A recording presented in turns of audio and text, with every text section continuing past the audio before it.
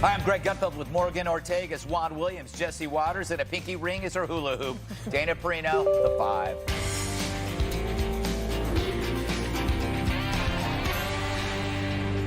A fiend shot and killed at least 2 people in northeastern France last night.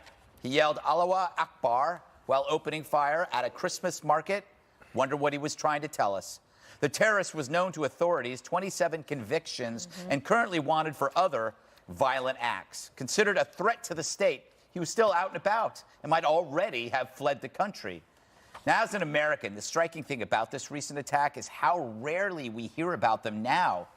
That's good. But the venom of Islamic terror still exists, and injected into a bitter loser culminates in mayhem. It's been so long since writing about this and talking about it, I'm pretty rusty. The fact that such evil can move freely is another reason why security is the backbone of freedom. And while you'll never be 100% safe, the only way to enjoy freedom is to understand the price it takes to maintain it. A border, it's important, but when someone born here is radicalized, that's not enough. Solid walls keep bodies at bay, but toxic ideas float happily over them. The terrorist was in prison. Prisons have walls and borders, but they only work if the dirtbag is still inside them. He was out and able to kill innocent people. Why? How is that possible? It's infuriating. France, a target of numerous attacks, they still have trouble with priorities. While America enjoys relative safety compared with the past, this is a reminder for the modern world that as we move forward, there are still those who wish to take us back. You know, Morgan, you've dealt with this. This has been kind of your expertise. The last big attack here was around Halloween last year. A terrorist in a truck killed 8, and they were mostly tourists. But it seems like we're not really focusing on this as much anymore. Is that wise? You mean as it relates to the U.S. focusing on terrorism? Yeah, in general. I think it's out of the news because the president, for good reason, has focused a lot on the threats of China and Russia, sort of this great power warfare that we're entering into. He also, through the military, has had great success against against ISIS in Syria and Iraq. I do think that this attack foreshadows a coming debate that this administration is going to have very soon about what we're doing in Afghanistan, if we will keep forces there, if we will pull them out. And I think it serves to remind all of us that this is a generational struggle. This attack may not have been ISIS-directed, but it was clearly ISIS-inspired. And this continues to be something that Europe struggles greatly with, and we can't keep our eye off the ball. Yeah. You know, Dana, the argument over borders is sound, but I don't know if it correlates with this attack. I would say that this is more of a failure of law and order to protect society from a known threat. Right. So, and one of the things also is that he was radicalized in prison. Right. And we know that that's a big problem too. So there's things like you go down the list, and again, you know, hindsight being 2020, you're like, well, obviously he was going to do this again. So why wasn't he kept? And part of the question has to be like, what are the resources that you're willing to spend? Can there be rehabilitation? Or can there be deportation? I did see that the officials in Germany apprehended his family for questioning because they don't know if there's coordination, things like that. So that area is quite porous, right? And because of the EU, understandably, from an economic standpoint, they thought this would be better if we just have no borders, right? Right. They added a border today, but it's a little bit too late. Right. Good point. Jesse, I'm going to play you some sound on tape from Fox and Friends. That's a show here in the mornings. Never heard of it. Before you get up. It's Mike Pompeo. How do you know my sleeping patterns? I have a camera. He's Secretary of State, Mike Pompeo, and he's talking about terror as it relates to security and vice versa. Europe has got an enormous challenge. We have this problem here in the United States as well. Lots of folks that we're watching we think are at risk. We try to monitor, but the numbers are so big. It's why, frankly, border security matters too. These are related issues in the sense of we need to know who's coming in and out of our country, so there are fewer people that the FBI and sheriff's offices in Kansas and places like that have to monitor and watch. Okay, so Jesse, the issue here, I mean, he's monitoring who is coming in and coming out, but in this terror attack, it wasn't about coming in and coming out. He's already there, but does it still matter because... I think he's taking the comprehensive approach. Right. So, you have air, you have land, and you have sea. And according to the Department of Homeland Security, they stop about 10 terrorist-related people coming into this country every single year. And obviously, a lot more money needs to be spent in order to protect the U.S. national security. They have watch lists. They have them here, and they have them there. And right now, there's about 26,000 people on the French terror watch list. You could get on that list if you fight for ISIS, or even if you go to a jihadi website, or if you have any contact with a suspected jihadist, they put you on the list, and that allows the French authorities to place a GPS monitor in your car. It allows them to wiretap you and exchange information with the other EU nations. You know, we had our eyes on the 9/11 hijackers, on the Boston bombers, on the Pulse nightclub shooters, and it's very frustrating as an American when someone perpetrates an attack and then you have the idea that the FBI kind of was aware a little bit, and it looks like the same thing happened over in France. You know, the viciousness of the attacks kind of strikes me. I went back and looked at the type of attacks in France, and there's been a lot, especially in France. Firebombs, hostage-taking, machete attacks, car ramming, hammer attacks, machine gun, But you know what else? beheadings. A lot of gun crime, and their gun control is really high. I mean, Exactly. So, you know, the terrorists continue to be creative with the methodology they use to perpetrate terror, but there are just a lot of weapons out there. And you look at Europe as an American, you say, you know, you have socialism, that's a warning to Americans. You have terror, that's a warning.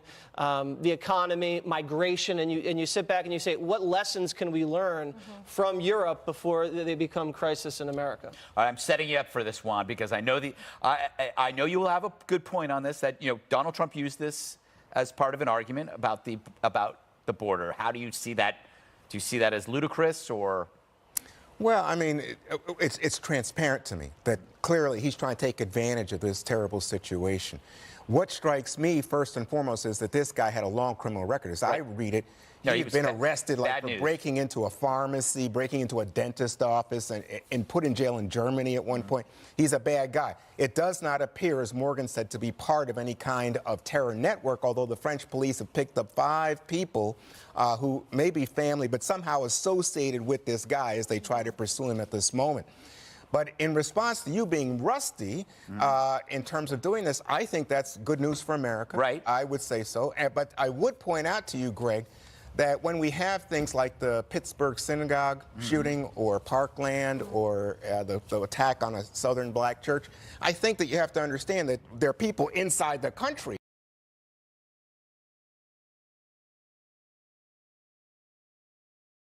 for Jews, for blacks, etc. That's real terrorism. You know,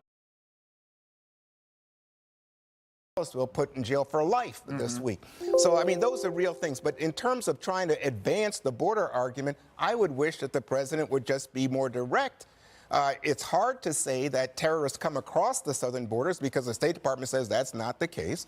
But it is the case that he wants to make the argument that we're more secure. Right. And I think he has a case to make. Go ahead and make the case. But don't use this as some kind of convenient, you know, argument. To me, it cheapens it. I think you can relate them together, but probably finessed in a better way. Did you want the last word there? Well, yeah, I was just going to say that this attack comes on the backdrop of Paris literally being on fire because of the populist protest against the president. You're seeing the prime minister in London just barely escaping a vote of no confidence today. And of course, in Germany, Angela Merkel, I mean, her party's consistently losing these elections. So we're really seeing geopolitical turmoil in Europe in a way that's, I think, unprecedented. Well, true, but I do think that we should give their intelligence services and their law enforcement some credit. Yeah. They're stopping a lot of these before they're happening. And the thing is, you don't hear about a lot of them because it's like the copycat thing. The more you hear about them, the worse it gets. Always The other thing I would say is this is really a world war. Yeah. The 8 people, as you mentioned, that were killed here last October were all from Argentina. Right. Yesterday in Paris, you had a Thai tourist who was killed. Right. So like, there's no one that's not. No nation is free from this kind of thing because these terrorists also attack Muslims in their own countries as well. They You kill know what more I Muslims. wanted to add was I just think we should give a tip of the hat to the good old USA because in terms of assimilation and the Muslim populations, France has not done a good job with Right. this. But Yeah. you look at the USA, we've done a much better job. Yeah. And they cooperate with our law enforcement as a result. So, Yeah. wow, America, we feel bad for what happened over there, but at the same time, I think we are an example for what's possible. And the other thing we can't forget is that all it takes is one Yep. thing to erase the entire board, and everything that we talk about on the 5 becomes another 9/11 if it happens. It takes one. All right, President Trump with some new words for impeachment-happy Democrats. That's ahead on the 5.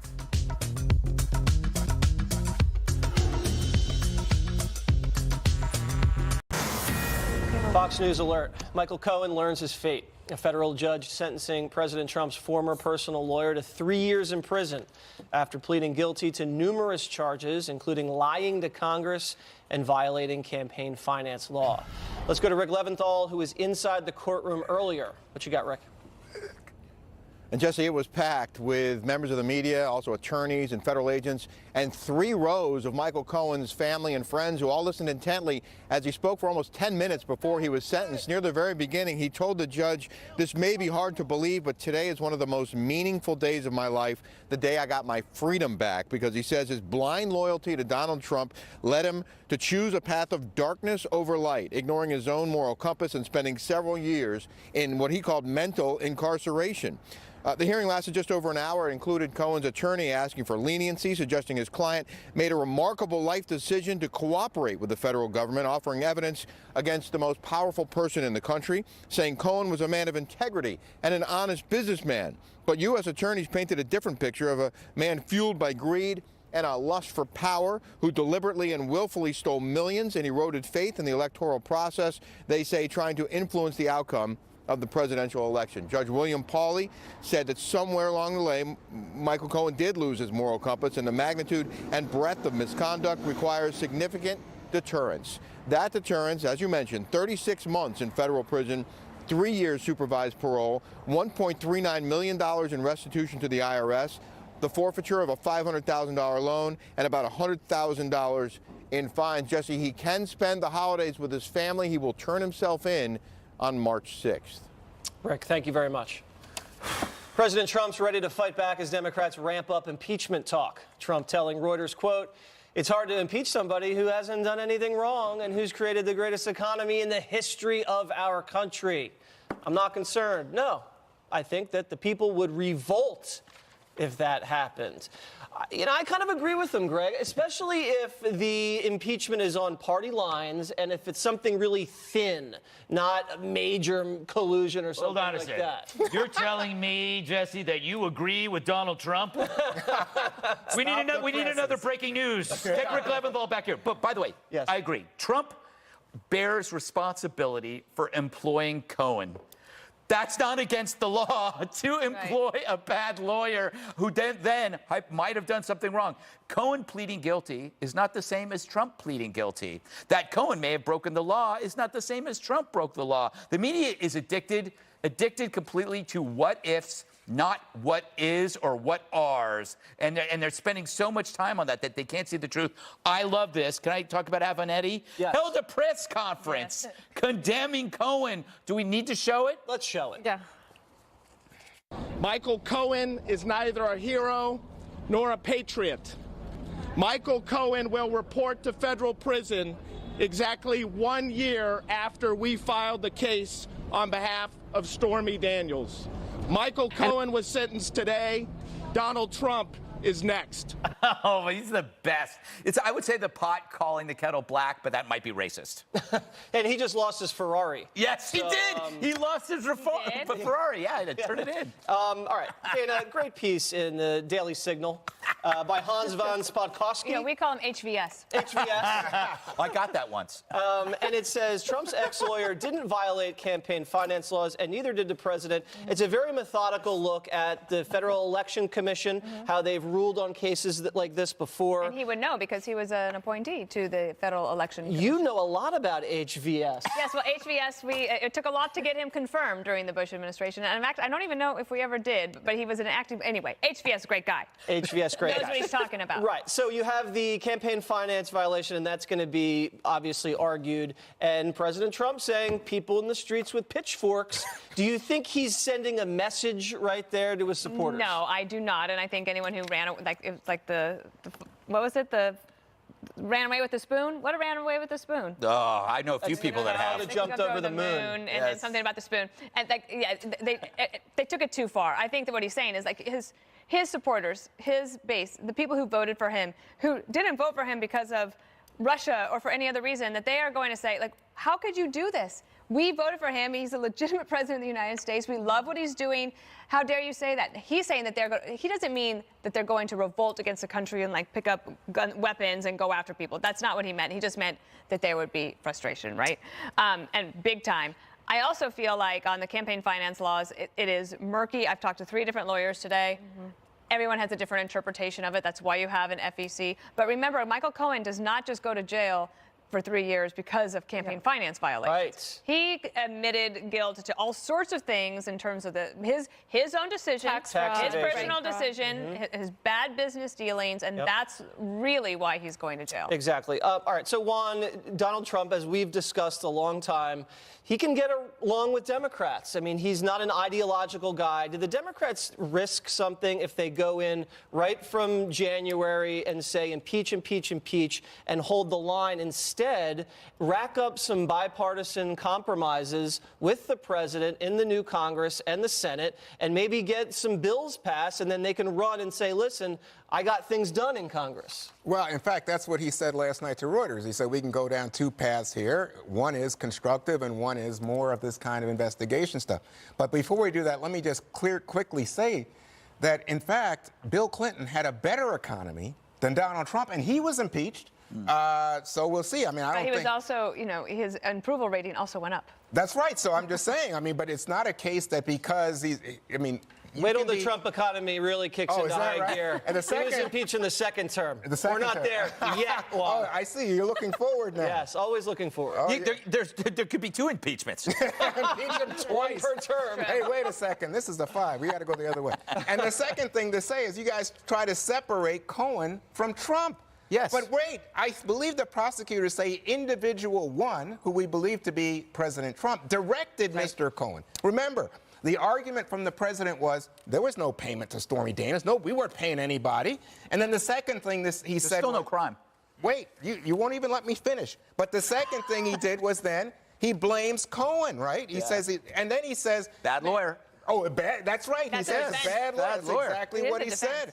So, and then he's, all of this kind of denial and lies by the president, you can't ignore. It's just the president is the one who's involved here. Oh, now you changed on me. No, I'm not. I'm telling you, though, this is why the American we should do a whole hour on this.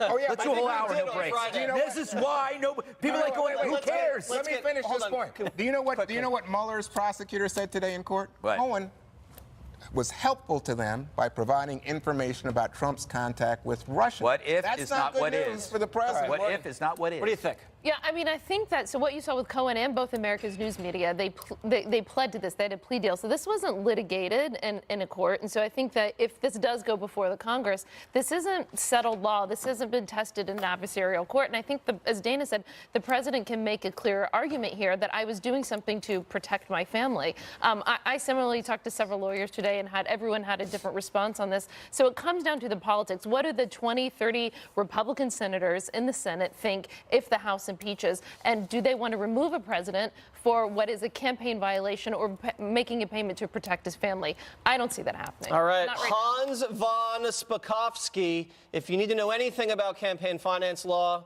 read this guy. HVS. HVS.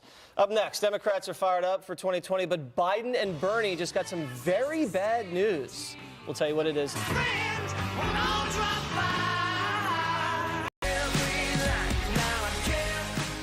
Welcome back. The road to 2020 coming into focus with some very new developments. A former advisor to President George W. Bush says Joe Biden should run on a, quote, unity ticket.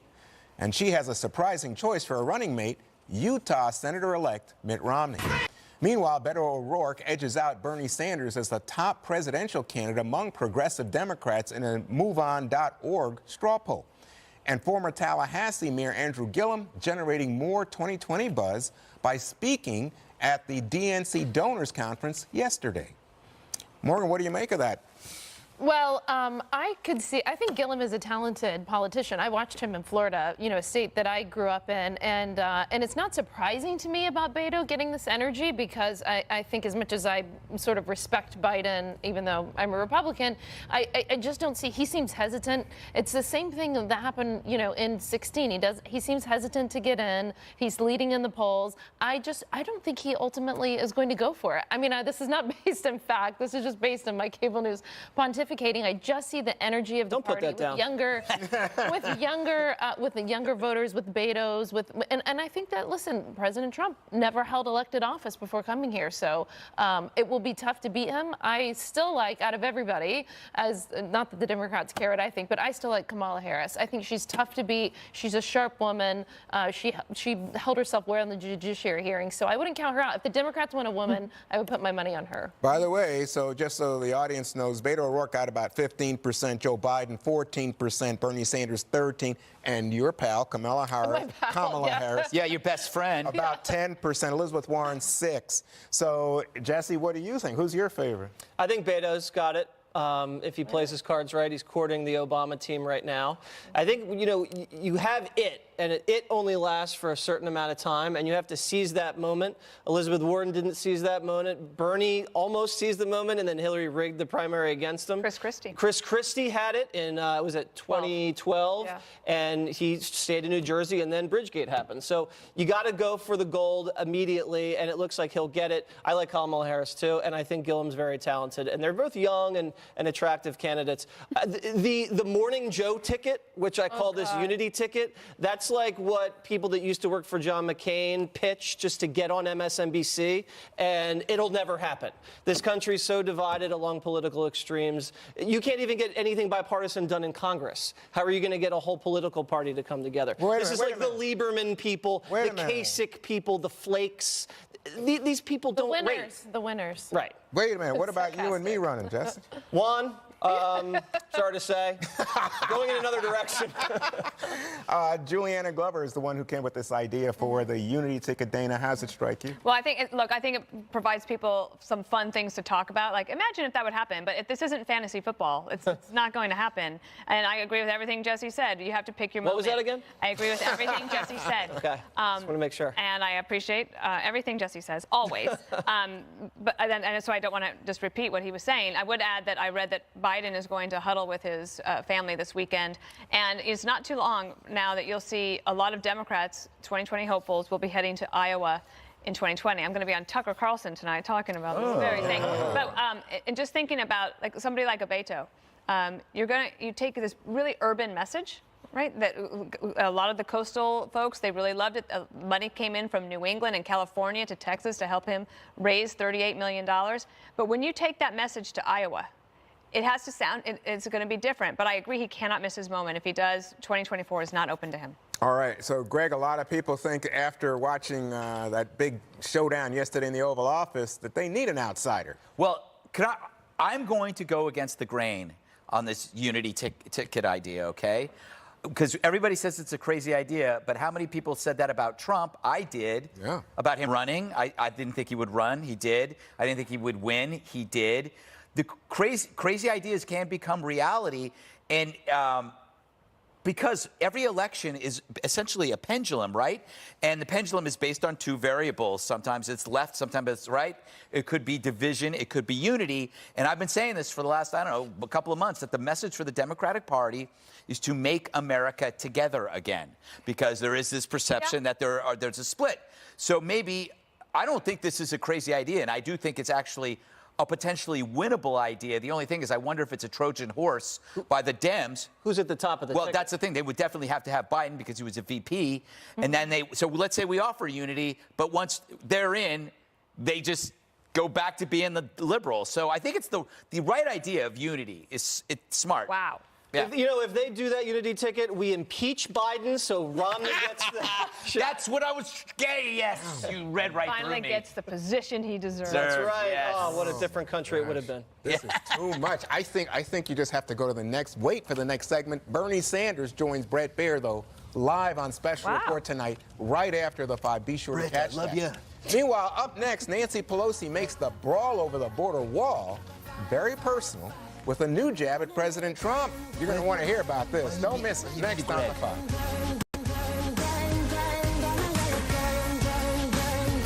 I am not for colds. I am not for just treating my symptoms. I am for shortening colds when I'm sick with Zicam. Zicam is completely different. Unlike most other cold medicines, Zicam is clinically proven to shorten colds. I am the Zyc fan for Zicam. Honor our responsibility. The experts say you can do border security without a wall, which is wasteful and doesn't solve the problem. It totally solves the problem. If you thought the fireworks in the Oval Office was the end of the fight over the border wall, think again. Nancy Pelosi taking a personal shot at Trump afterwards in a private meeting, saying, quote, "It's like a manhood thing for him, as if manhood could ever be associated with him, this wall thing." Greg, a lot of people gave her accolades yesterday for handling herself well in the Oval Office. I think she called herself, like she said, she was sort of being the mom, trying to keep the peace. But then she went after the president's. You bet, yes. Yes. And so did she sort of negate her performance by taking it down to that level? Yeah, but you know what? It's such a woman thing. Such a woman thing to do that. I hope people come after me for that, because that would show your hypocrisy. How predictable the media is, that they keep saying that Trump storms out, he throws a tantrum. It's like these reporters never had a boss. People yell when they're all the time. I yell constantly at Dana, but it's never in a bad way. But if you want to know if somebody is hiding something, say, let's not do it in public. So Nancy is all upset about how they argued in front of the media. We should be making these debates public. We should be debating everything. And that's the great thing about what's been happening right now, is that we got to see how the sausage is made. And I'm sorry if Donald Trump doesn't, just send carefully worded emails with emojis. He likes to have it in front of everybody else. We learn a lot, and I think that's important. So, but from a political perspective, there was a lot of pundits yesterday thinking that Nancy Pelosi won the day, but people who really support the president saw him standing up, being tough, not having Michael Cohen in the head of the news, and talking about, the things that are important to the base. So how do you see it? Do you think it was a political winner for him at all, or do you really think that the Democrats won by getting him to talk about the shutdown? Well, if you're thinking about politics, so what he did was play to the base, I think, because as Dana pointed out yesterday, I think there was an NPR poll that indicated something like 60+% of Republicans don't want him to compromise on this.